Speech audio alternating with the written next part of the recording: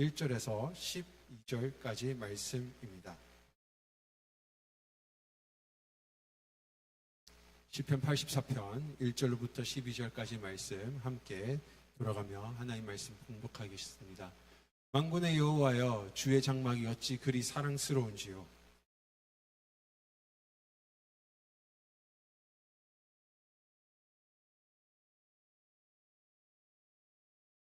나의 왕 나의 하나님, 만군의 여호와여, 주의 자단에서 참새도 제 집을 얻고 제비도 새끼들 보금자리를 얻었나이다.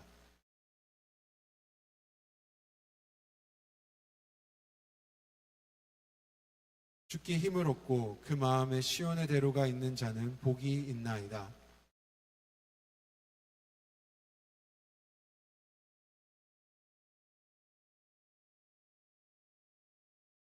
그들은 힘을 얻고 더 나아가 시온에서 하나님 앞에 각기 나타나리이다.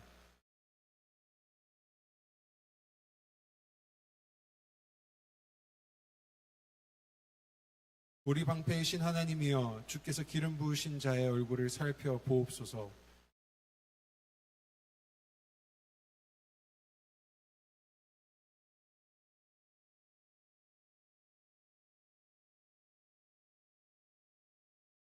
여호와 하나님은 해요 방패이시라. 여호와께서 은혜와 영화를 주시며 정직하게 행하는 자에게 좋은 것을 아끼지 아니하실 것임이니이다.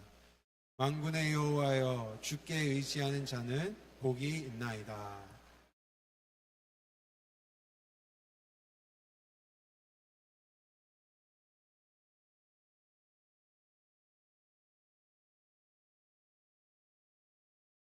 할렐루야. 오늘 주일 예배 오신 성도님들을 진심으로 축복합니다. 벌써 9월 첫째 주를 맞이했습니다. 하나님께서 허락하신 이 가을에 풍성한 열매를 기대하는 계절입니다. 무엇보다도 우리가 기대할 열매는 영혼의 열매입니다. 그래서 아까 광고에도 보셨듯이 우리의 마음속에 아직도 예수를 믿지 않는 자들이 떠오르고 있다면 저들을 하나님 앞에 이름을 올려가면서, 하나님, 저들이 예수를 믿고 놀라운 영원한 생명의 축복을 소유하는 자들 되게 주시옵소서. 그런 마음으로 가을 영혼의 초대 여러분들 함께 임해 주시기를 간절히 부탁을 드립니다. 오늘 이렇게 새롭게 단장한 예배당에서 벌써 이제 2주째 예배를 드리고 있는데, 하나님께서 허락하신 이 귀한 예배당 또 소중히 여기고 또 사모하는 마음으로 예배에 임하시는 여러분들 되시기를 간절히 소망합니다. 잠깐 말씀드리려면요, 혹시나 지금 무슨 약간의 냄새가 나세요? 예배당에? 이게 카페트 냄새가 아니고요, 오존 클리너 냄새랍니다. 한동안 이 새롭게 이제 들어오면서 오존 클리너를 통하여서 이 공기를 정화시키는데, 그 오존 클리너에 섞었던 그런 냄새가 아마 조금 아직도 남아있는 거. 그러니까 이제는 염려하지 않으셔도 된다는 겁니다. 그 알러지 의사 선생님이 이건 아주 안전한 거니까 크게 어려움이 없다고 얘기를 하셨어요. 그러니까 조금 이제 그래서 이제 냄새를 다 제거했다고 보시면 되겠고요. 이 공기가 이제 정화되는 일을 위해서 우리가 더 노력하겠습니다. 자, 우리 앞뒤 좌우에 계신 분들과 한번 축복의 인사 나누실 때 서로를 향하여서 인사하시면 감사하겠습니다. 주님의 이름으로 환영합니다. 축복합니다.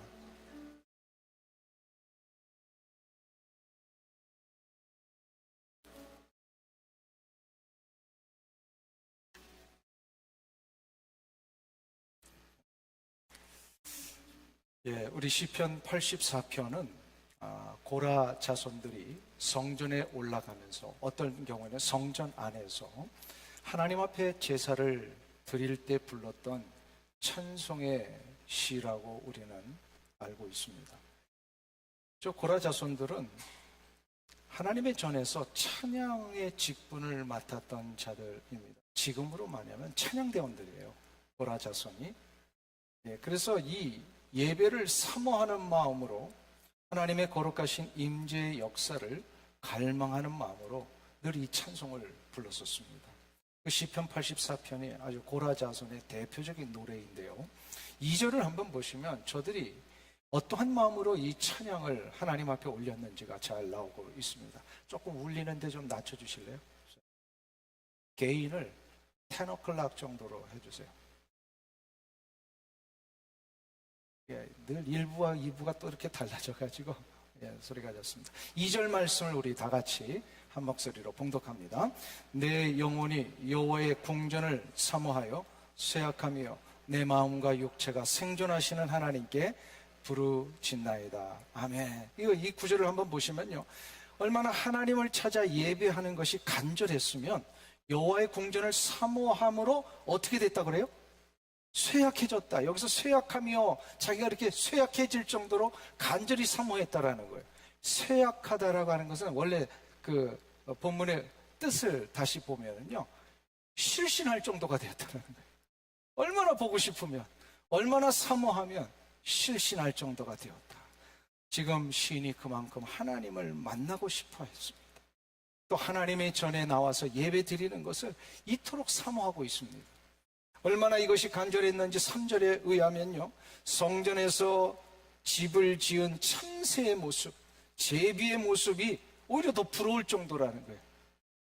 성전에서 늘 이렇게 그냥 그 집을 짓고 지내는 이 참새와 제비가 자신의 존재보다 더 좋을 것 같다, 이럴 정도로 간절한 열망과 사모함이 있습니다. 이 부러움은, 간절함은 10절에서 절정을 이룹니다. 우리 10절 말씀을 한 목소리로 봉독하겠습니다.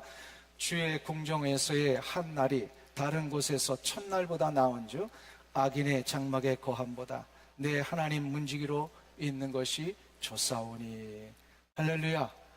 얼마나 주의 전을 사모했으면 주님의 장막에 사는 것, 성전 문지기로 사는 게 악인의 장막에 사는 것보다 더 좋다. 아무리 화려한 궁궐 같은 곳에 사는 것보다 주의 거룩하신 성전에 문지기로 사는 것이 더 좋다. 문지기가 뭘까요? 지금으로 말하면 경비원, 수위, 그런 역할을 해도 나는 그것이 더 좋다는 거예요. 저는 이런 생각을 해봤어요. 이런 표현을 할 정도로 간절함, 이런 것과 비슷하지 않을까. 혹시 이런 경험 해보셨어요? 누군가를 너무 보고 싶고 그리워해가지고 가슴이 막 저려오는 거, 그런 경험 해보신 적 있어요? 여태 옆에 아내를 보시면서 내가 그래, 이러셔야 되는 거예요. 아내는 남편을 보면서, 남편은 아내를 보면서 이 얘기를 일부 때 했더니 나가면서, 연애 때나 그러죠. 지금은 안 보면 자유입니다 그러더라고요. 어떤 분이 그래요. 근데 진짜 사모하고 사랑하고 보고 싶으면 가슴이 저려오는 경우가 있어요. 지금 고라 자손들이요, 하나님에 대하여 그런 마음을 갖고 있는 거예요. 찬양대원으로서 하나님 앞에 나아가 섬기고 예배할 때에 그런 간절함과 사모함이 있다는 거예요. 오늘 이 자리에 앉아 계신 여러분들, 그런 마음으로 예배 오신 거 맞죠? 네. 하나님에 대한 사모함과 예배에 대한 열망 때문에 너무너무 하나님을 뵙고 싶어서 이전에 나와 예배하고 싶은 이 간절한 열망이 내 가슴이 저릴 정도로, 이렇게 실신할 정도로 아주 보고 싶은 하나님 앞에서의 존전. 얼굴 보니까 다 그러신 것 같아요. 지금 다 그런 마음으로 오신 것 같아요. 지금 이러한 고라 자손들의 하나님의 전을 예배하고 사모하고 싶은 이 간절함이 있는 자들에게 오늘 본문에 보면요, 하나님이 보장하신 약속의 축복들이 있더라는 거예요.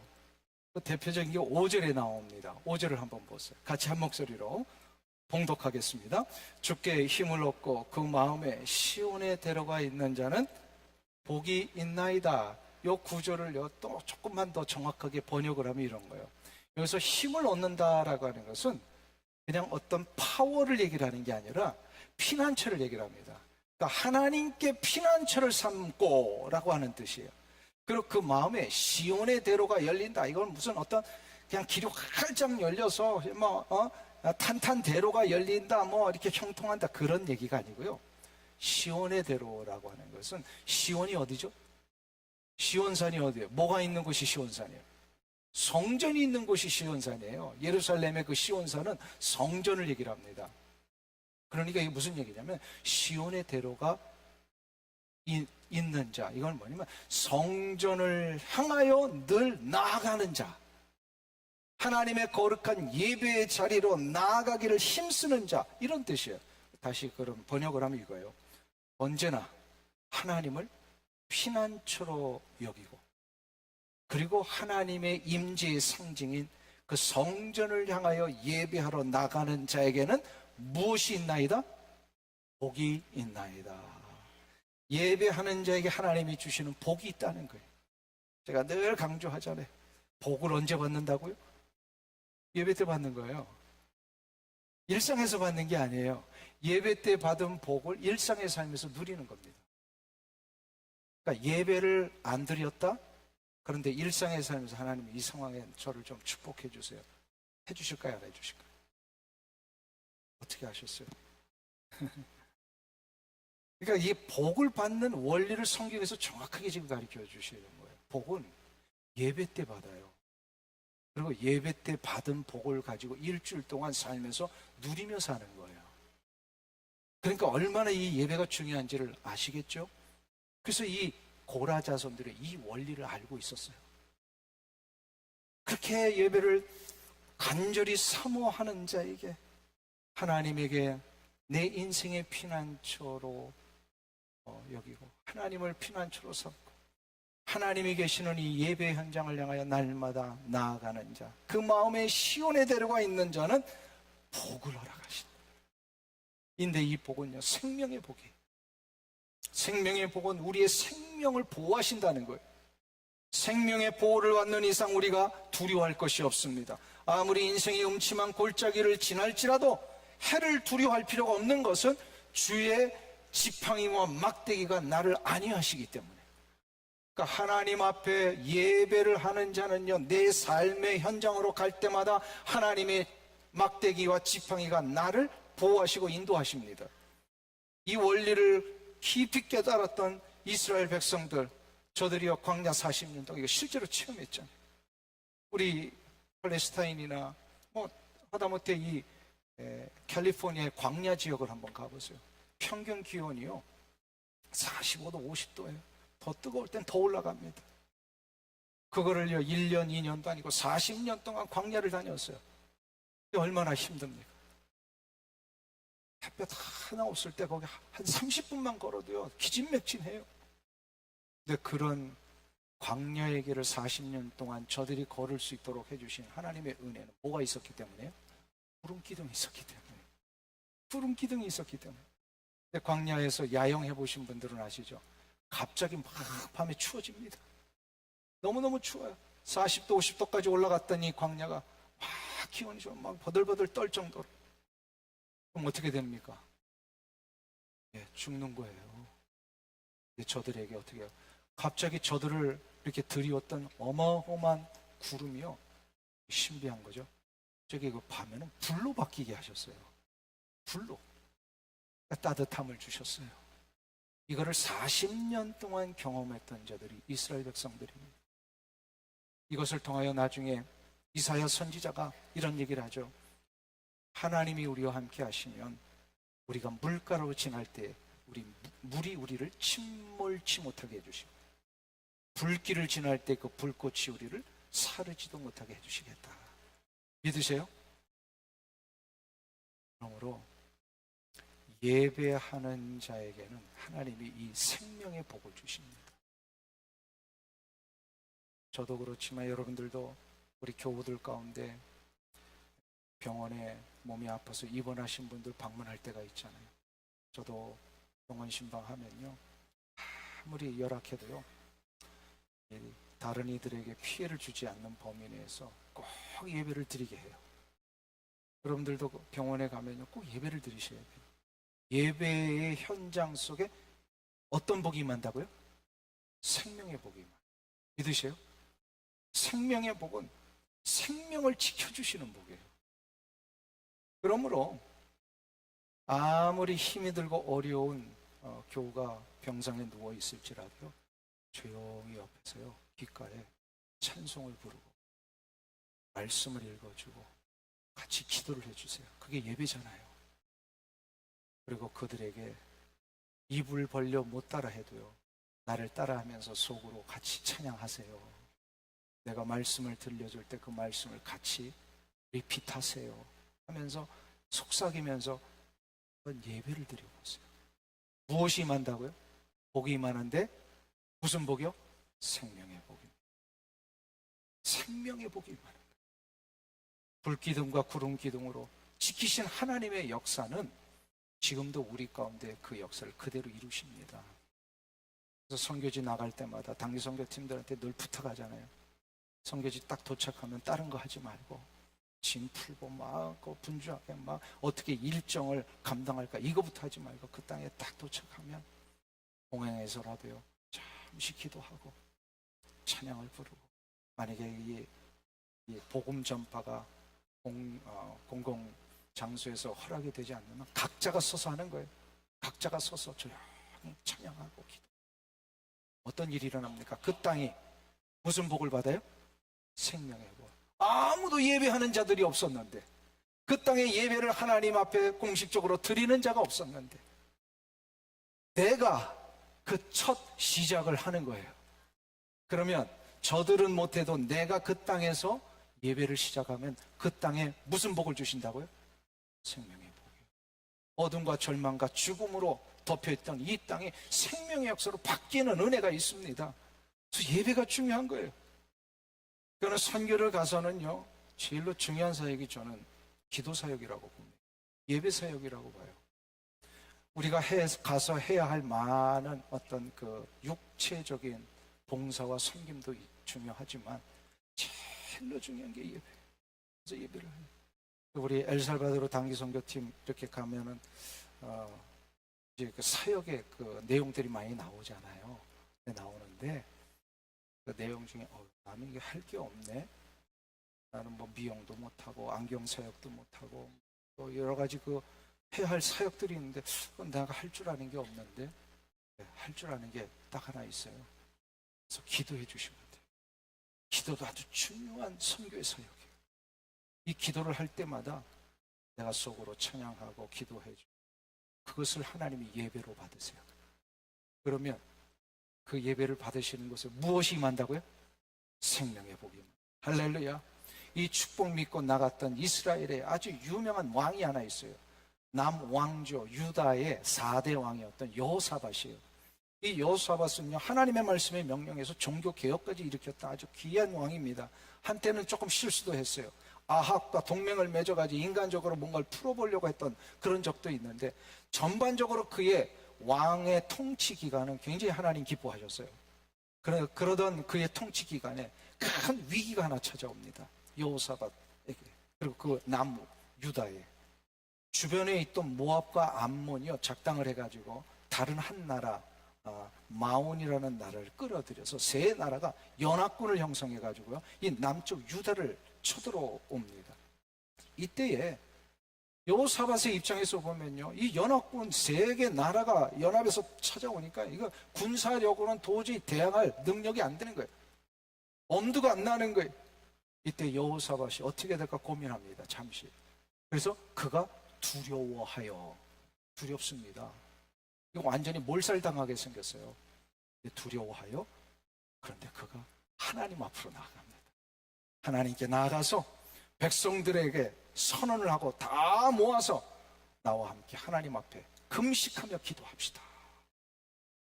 이때 금식에 동참하면 소망이 있는 거예요. 백성들이 다 동참을 해요. 금식하며 기도하고 그러면서 아주 그 유명한 기도의 제목을 올릴 때, 하나님이 우리 솔로몬 그 성전에서 약속해 주시지 않았습니까? 우리가 위기가 올 때, 나라가 공격을 당할 때 하나님의 성전을 향하여 기도할 때 하나님이 보호해 주시겠다 약속하지 않으셨습니까?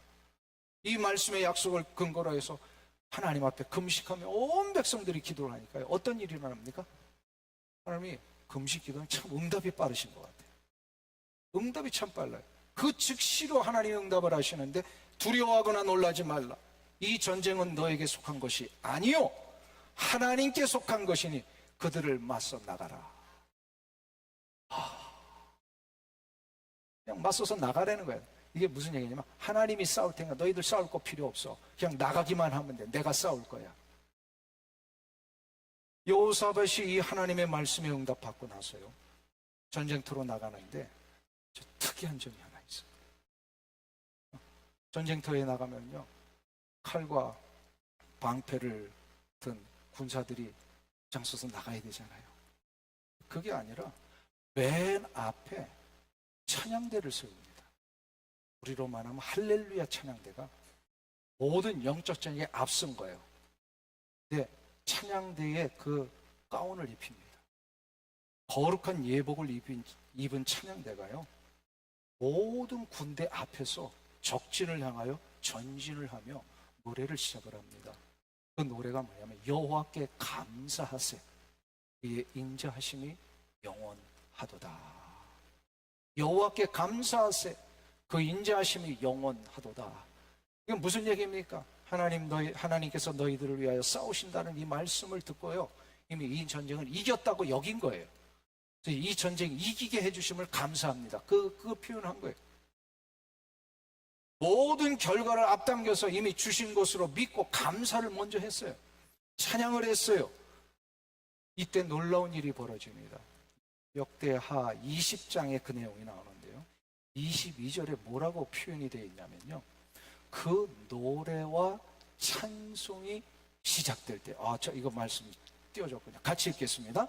그 노래와 찬송이 시작될 때에 여호와께서 복병을 두어 유다를 치러 온 암몬 자손과 모압과 세일산 주민들을 치게 하심으로 그들이 패하였으니. 언제 하나님이 개입을 시작하셨다고요? 노래와 찬송이 시작될 때 여호와께서 복병을 두었어요. 서로 이 적군들이요, 치고받고 자기들끼리 싸우다가 스스로 자멸하게 하셨다라는 거예요. 이스라엘은 칼 한 번 휘두르지 않았는데 이 놀라운 승리를 얻었습니다. 무엇 때문에요? 어떻게 했기에? 예배하고 찬송했을 때. 그러니까 예배와 찬양은 단순히 전쟁터에 나가기 위하여 사기를 복돋우는 어떤 준비 작업이 아닙니다. 모든 것을 이기는 가장 중요한 강력한 무기예요. 예배와 찬송이. 그래서 영적 전쟁을 승리케 하는 가장 강력한 무기가 예배입니다. 찬송입니다. 내 입에서 찬송이 울려 나오기를 시작할 때 하나님은 개입하십니다. 믿으십니까? 이 원리를 깨달았던 자들이 바로 고라 자손이었어요. 이 원리를 깨닫지 못하는 현대에 많은 사람들이 있어요.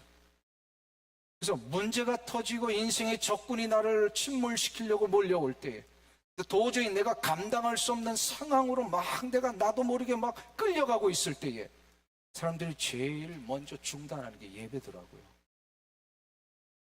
성경은 분명히 내 입에서 찬송이 울려나오기를 시작을 할 때, 다시 말해서 내가 하나님을 예배하기를 시작할 때 하나님 개입하신다고 그랬는데, 이 원리를 모르니까요, 문제가 일어나고 어려움이 발생하면 예배부터 중단을 하더라고요. 이게 완전히 거꾸로 됐어요. 그럼 문제 해결이 될까요? 안 될까요? 안 됩니다. 너무 마음이 급하고 힘든 나머지 예배는 다 중단하고 막 사람들 만나러 다니고 이 문제를 해결할 사람이 누가 있는지 막 찾으러 다니고 이 일에 뭐 용한 사람 찾고 막 그러더라고요.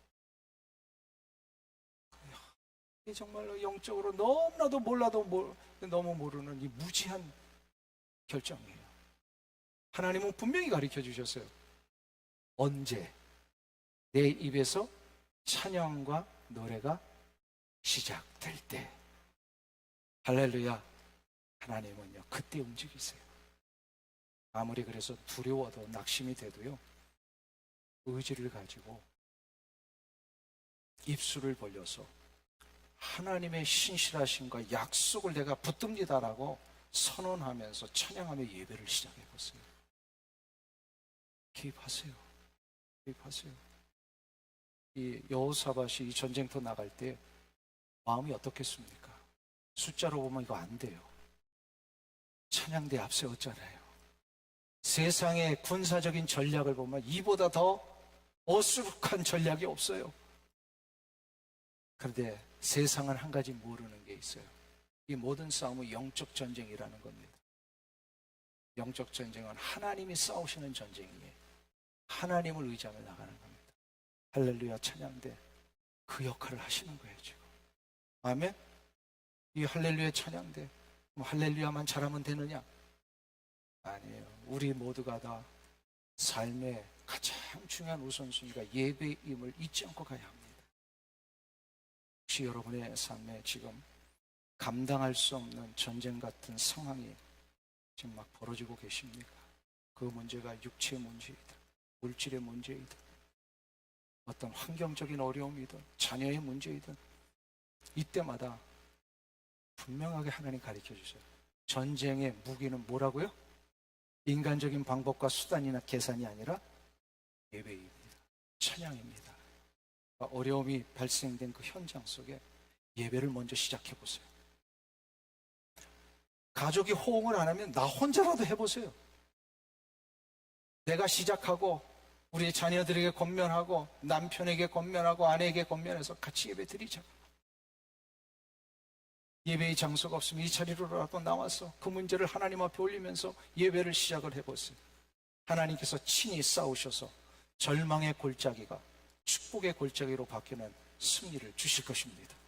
이 확신 때문에 고라 자손이 오늘 6절에서 그거 고백한 거예요. 6절을 한번 보세요. 같이 봉독합니다.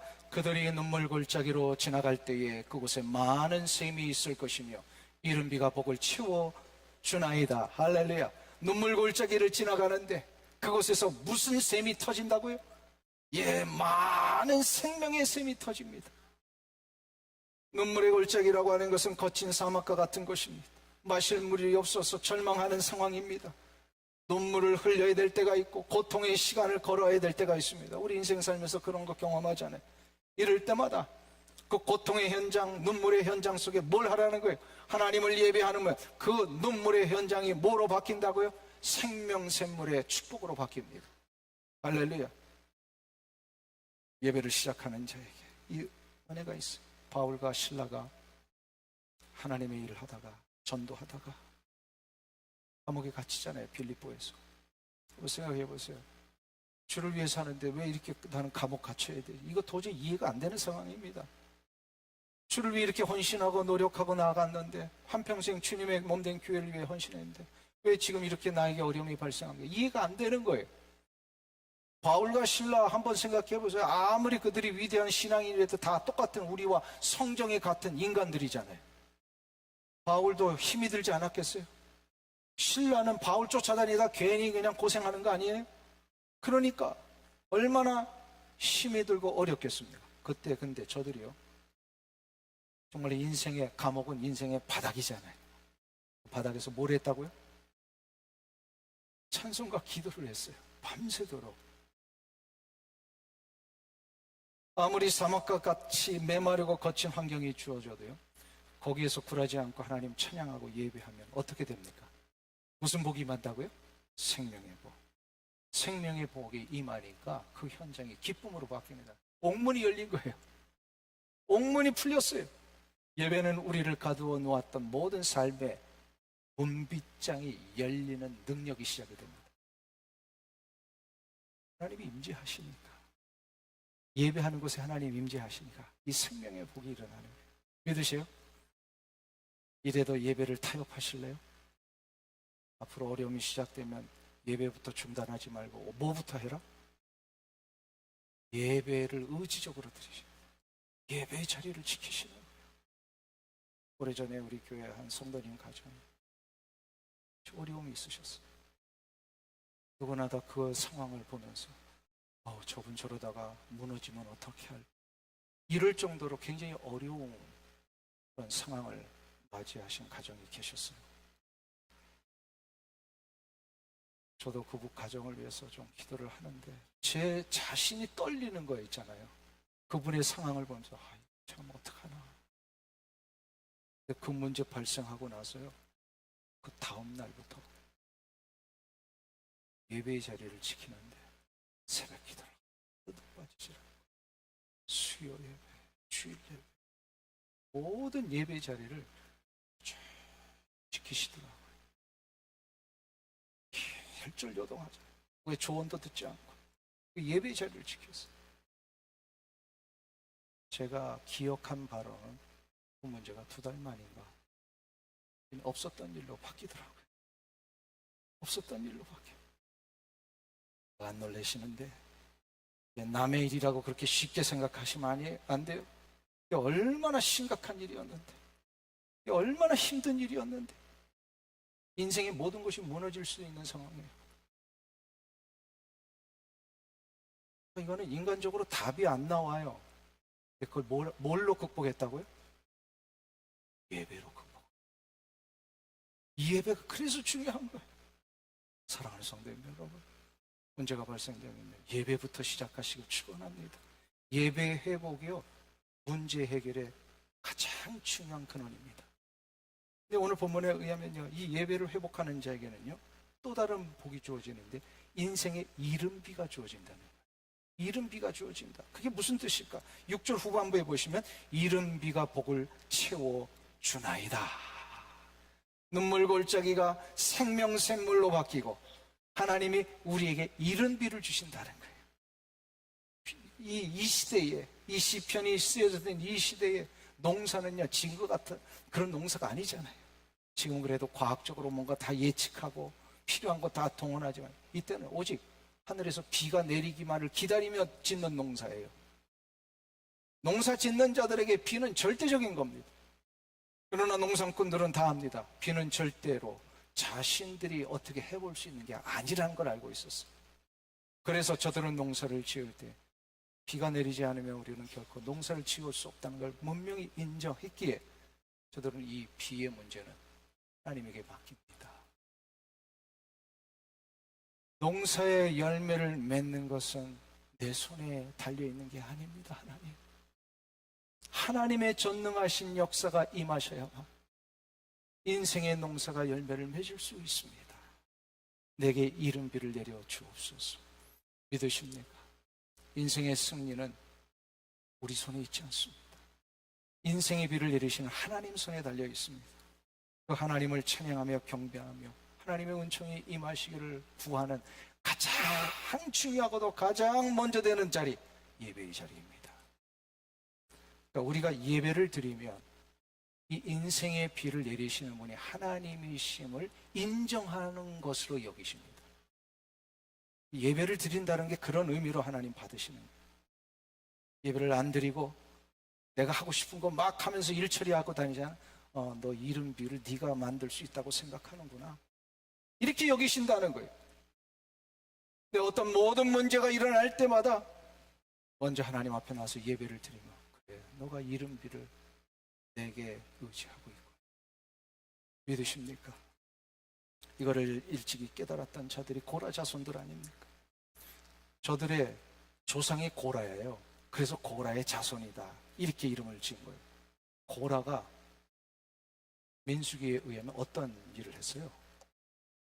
예, 이들도 레위 지파이기 때문에 성전에 봉사하는 일들을 맡기도 하고, 그 레위 지파의 제사장 가문도 있고 여러 가문들이 있었는데 하나님이 특별히 레위 지파에서 제사장의 역할은 모세와 아론에게 주십니다.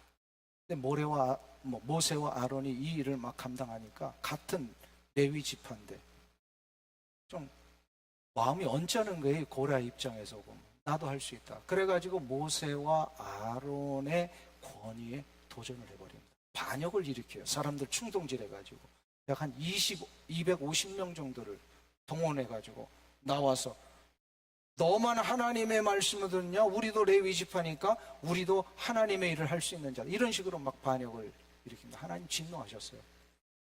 아무나 그렇게 하는 게 아니고 하나님이 임명하신 사람들만 할 수 있는 제사장의 역할인데 그 자리에서 진노를 하셔가지고 땅이 갈라져서 그 사람들 다 삼키고 불로 다 태우게 하셨어요. 그런데 고라의 아들들이 있는데 이 일에 동참하지 않았던 것으로 보입니다. 아버지가 아무리 악하고 불신앙적인 길을 가도요, 하나님 바로 섬기면요 그 아들들을 보호하시는 거예요. 하나님이 그 고라의 아들들을 죽이지 않으십니다. 하나님께서 저들을 있는 그대로 받으셔서 레위 지파에 부여된 역할을 계속 수행할 수 있도록 허락하십니다. 결국 이들은 아버지 때문에 몰락할 수밖에 없었던 그런 가문이 돼버렸는데, 하나님의 은혜로 몰락하지 않고 성전을 섬기며 봉사하는 그런 역할을 계속 수행하게 되고, 이것이 다윗 왕 때 오면 고라 자손들은요, 특별히 다윗이 저들을 등용을 해가지고 성전에서 하나님 찬양하는 일을 특별히 맡깁니다. 그래서 찬양대가 된 거예요, 고라 자손들이. 그러니까 이 모든 역사적인 배경과 흐름을 알았던 고라 자신들은 자기들의 어떤 그 고라 조상에서부터 여기까지 이어져 내려오는 모든 과정 속에 저들은요, 하나님의 은혜가 아니고서는 우리가 이 자리에 설 수 없다는 걸 저들은 뼈저리게 느끼고 있는 거예요. 성전에서 이렇게 중요한 일, 거룩한 일을 그래도 하나님 긍휼히 여기셔서 맡기셨다는 이 자체가 고라 자손들에게는 이거는 은혜입니다. 은혜가 아니고선 설명할 길이 없습니다. 이거를 날마다 고백을 했던 자들이에요. 그래서 후대의 고라 자손들이요, 시편의 찬양을 많이 짓습니다. 그 은혜에 대한 고백으로. 그 시편의 고백 중에 하나가 오늘 본 84편이에요. 그 84편에서 11절에서 저들이 이렇게 고백을 하잖아요. 우리 같이 한 목소리로 봉독합니다. 여호와 하나님은 해요 방패이시라. 여호와께서 은혜와 영화를 주시며 정직하게 행하는 자에게 좋은 것을 아끼지 아니하실 것임이니이다. 하나님은 우리 인생의 해와 같이 모두에게 공평하게 은혜를 주시는 분. 하나님은 내 인생의 해요. 그리고 우리 같은 자도, 이 고라와 같은 인생을 살 수밖에 없는 우리 자손들도 인생의 방패가 되어주신 하나님. 이걸 고백을 한 거예요. 조금 잘못했다고 하나님 내치시는 하나님이 아니라, 하나님은 기다리셨다가 은혜를 베푸시고 보호해 주시는 역사가 있습니다. 그래서 여기서 은혜와 영화라고 하는 거는요, 은혜는 더 정확하게 말하면 은혜의 용례가 여러 개가 있는데, 이게 뭐냐면 예배하는 우리들을 있는 그대로 받으신다는 뜻이에요. 이게 은혜예요. 은혜가 우리에게 임했다면 나 같은 자를 그대로 받으신다는 거예요. 그리고 받으시는데 영화를 주셨다라고 하는 것은 그렇게 영광스럽게 존귀한 죄로 여기신다는 뜻이에요. 믿으세요? 오라 같은 삶을 살 수밖에 없었던 자손들을 어떻게 하신다는 거예요?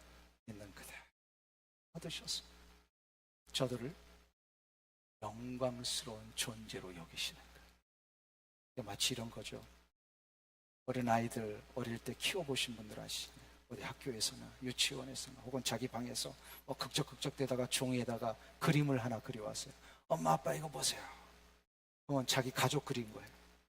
엄마 얼굴은 좀 길쭉하게, 아빠 얼굴은 동그랗게, 팔다리는 그냥 작대기 하나씩 이렇게 만들고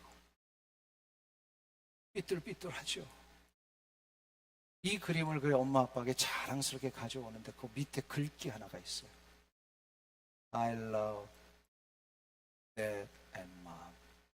이게 무슨 얘기예요? 엄마 아빠 사랑해요 라고 하면서 그 어설픈 그림을 가지고 오면요, 그림은 어설프지만 그 밑에 쓰여진 글귀 때문에 엄마 아빠는요, 이 그림을 가장 인생 최고의 값진 것으로 여기신다.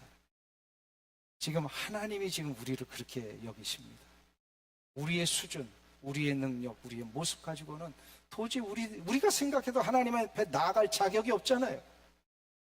내 모습 이대로 하나님 받으시옵소서. 나도 부끄러운데, 하나님 앞에 감히 얼굴도 들 수 없는 나의 모습인데, 하나님은 예배할 때 하나님 부족하죠. 하나님 사랑합니다. 이 한마디로 우리를 어떻게 해요? 있는 그대로 받으시고 우리를 가장 존귀하고 영광된 존재로 여기신다는 겁니다. 예배할 때 내가 얼마나 세련되게 예배를 잘 드리느냐, 내가 얼마나 이 예배의 어떤 수준을 높이는데 일조를 했느냐, 이런 거 따지실 필요가 없어요. 수준 있는 예배, 아주 처음부터 끝까지 일사천리로 정말로 감동이 있고 멋진 이런 어떤 예배의 드라마 같은 이거 작품 만들어내는 일에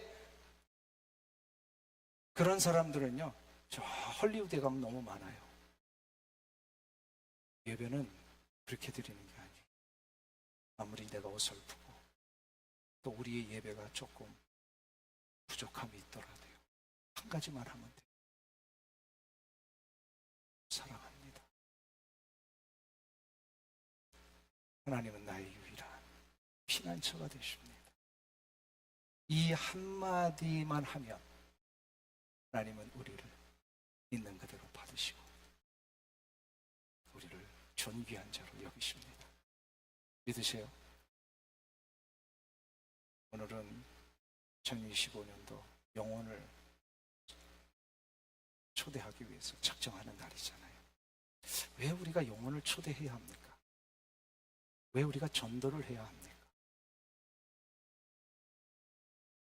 나는 이것을 깨달아서 내가 예배할 때 하나님 사랑합니다 라고 한마디 하는 것으로 나를 가장 존귀하게 여기시고 나를 있는 그대로 받으신 하나님의 은혜를 내가 체험했는데, 이거를 모르고 사는 사람들은요, 이거 깨닫기 위해서 얼마나 방황하는지 몰라요. 자신의 인생의 가치와 존재의 의미가 뭔지도 모르고 그냥 오만 데 다른 데 찾아다니면서 이거 한번 해결해 보려고 한다는 거예요. 얼마나 심플합니까? 나의 존재를 다시 한번 확고히 여길 수 있는, 내 가치를 다시 한번 회복할 수 있는 길, 예배의 자리로 오는 겁니다. 아멘. 그래서 전도를 한다는 것, 영혼을 작정한다는 것은 저들에게도 이 혜택을 한번 좀 주자는 거예요. 이 자리에 나와서 예배할 때 저들에게 은혜를 베푸시고 저들을 그대로 받으셔서 존귀하게 여기시는 하나님을 만날 수 있도록 내가 통로가 되어드립니다. 아멘. 그런 마음으로 작정하시고 기도하셔서 아직 나의 가정이나 나의 이웃이나 일터에서 예수님을 알지 모르는 자들 위해서 기도하며 준비하고 초대하는 여러분이 하셔야 될, 초대까지는 여러분들이 하셔야 될 일이고 그분의 인생을 받으시는 건 하나님이 하십니다. 맡기고 기도하며 나가실 주 이름으로 축원합니다. 우리 찬양을 좀 같이 부르시면서 주보에 나눠드린 그 작정서를 좀 한번 다 펴보세요. 좀 펴보시고요. 아무도 예배하지 않는 이 찬양 부르실 때에 집에서 작정서를 적어서 오신 분들은 나가시면서 헌금함에 넣으시면 되겠고요. 아직 적지 않으신 분들은 내 마음에 지금 떠오르는, 기도하면서 작정하고 싶었던 대상자들이 있다면 그 작정서에 여러분들 좀 이름을 한 명도 좋고요. 또 그 숫자에 맞춰서 5명을 쓰셔도 좋고요. 그래서 꼭 좀 쓰셔가지고 이번 가을에 저들이 내가 받은 이 놀라운 생명의 은총 저들도 누리게 해 주옵소서. 함께 이 혜택을 나누시는 일에 동참해 주시길 바랍니다. 아무도 예배하지 않는 이 찬양 같이 부르겠습니다.